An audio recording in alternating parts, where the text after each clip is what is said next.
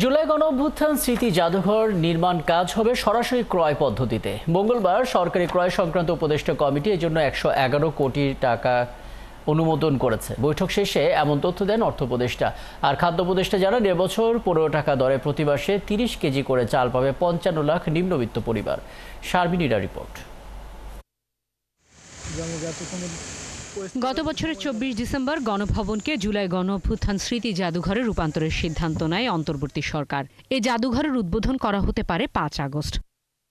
গণভবনকে জাদুঘরে রূপান্তর করতে যে ধরনের নির্মাণ বা সংস্কার কাজ হবে সেজন্য দরপত্র ডাকা হবে না। কাজ দেয়া হয়েছে সরকারি ক্রয় পদ্ধতিতে। এতে ব্যয় হবে প্রায় 111 কোটি 19 লাখ 81 হাজার টাকা।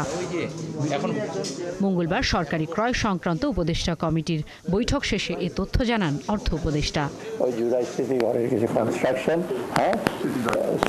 স্মৃতি জাদুঘরের ব্যাপারে আমরা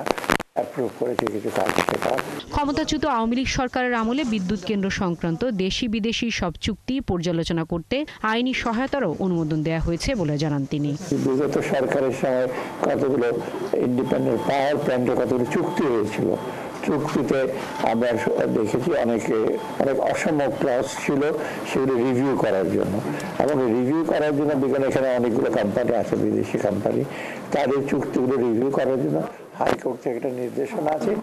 এটা তাদের সাথে আলাপ আলোচনা করে যাতে আমরা এসে করি, এবং এই জন্য আমাদের আইনি সহায়তা দরকার। এ সময় খাদ্য উপদেষ্টা জানান, খাদ্য বান্ধব কর্মসূচির আওতায় 15 টাকা কেজি দরে 30 কেজি করে চাল 55 লাখ পরিবারকে দেওয়া হবে। 55 লাখ পরিবার 30 কেজি করে চাল পাবে 6 মাস।